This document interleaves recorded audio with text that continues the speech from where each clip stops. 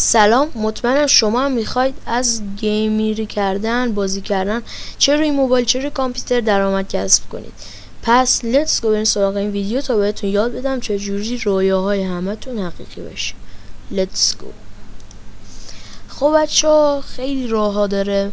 5 تا راه اصلی شما هم بهتون معرفی میکنم، برام پیکارم. اولین راهیه که با بازی کردنه. نگاه کنید، اصلا بازی شما میکنید جایزه میبرید. خب بازی بخوام بهتون بگم، شوترلند، چرخ اره، راز جنگل، لران، فوتبال استارز، این همشون جایزه داره. سنگ کاغذ قیچی، جورندگان، سکه پزی و همینا دیگه. این جایزه هاشون خیلی بالا. اون بازی دیگه هم داره جایزه کمتری داشته باشه، ولی من بالاتریناشو بهتون گفتم. خب بریم سراغ راه بعدی. راه یوتیوب. اینجا یه لاگین میزنید، قشنگ داخل یوتیوب ویدیو میذارید. وقتی که 5000 ساعت بازی داخل سال گرفتی و 1000 تا سابسکرایب داخل هر مدتی که خواستی، اون وقتی که پا میشی میری اندروپی، اینجا درآمد یوتیوب تو نقد میکنی و تموم میشه.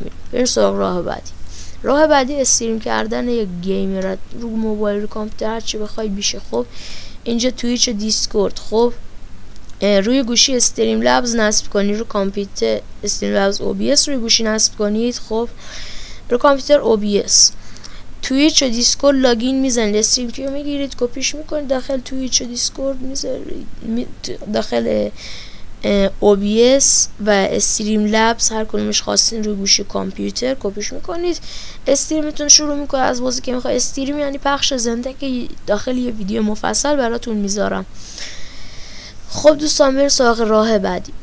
راه بعدی ساخت بازی مختص خودتون، مثل نرم افزار بازی سازی خیلی ساده، گیم سلط. اینا اصلا برنامه نویسی هم لازم نداره، یونیتی هم همینطور برنامه نویسی نمیخواد. خب اینا همشون آموزشش رو قرار براتون بذارم دونه دونش رو، پس تا روز منتظر باشید. مثلا 2-3 روز دیگه است. بریم سراغ راه بعدی. بچه ها، یه چیزی رو بهتون نگفتم. راه درآمد کسب کردن از استریم داخل توییچ و دیسکورد چیه؟ راهش اینه، اینجا پا میشید میرید داخل زرین پال، یه ثبت نام ورود میزنید، لینک دونیت میسازید.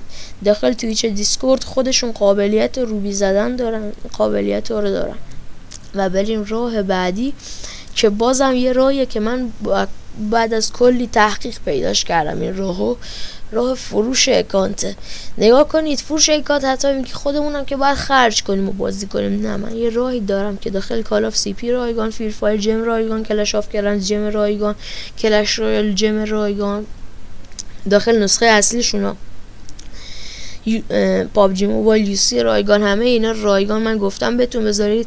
یه چیزای دیگه هم گفتم، داخل اپی گیمز بازیای کرکی و غیر اورجینال نصب کنید، داخل استیم نصب کنید.